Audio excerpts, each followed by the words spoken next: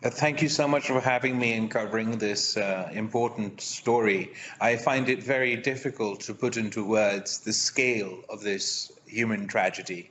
I've been in northern Sindh for the past more than a week during the ongoing monsoons and flooding, and I've witnessed with my own eyes the displacement of villages and towns and the inundation of flood water everywhere. There's barely any dry line that we can find. And the scale of this tragedy, as you mentioned, 33 million people.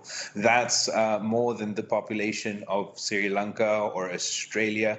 A third of our country is underwater. 70 odd districts have been declared calamity hit, and the catastrophe is still ongoing.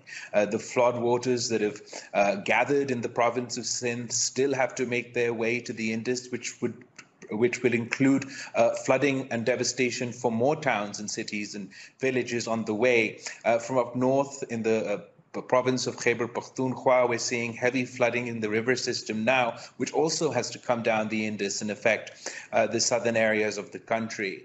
As this climate catastrophe continues and the water that is gathered stagnates, we also have to brace ourselves for waterborne diseases and illnesses that again will affect the most vulnerable, the sick, the old, and the children.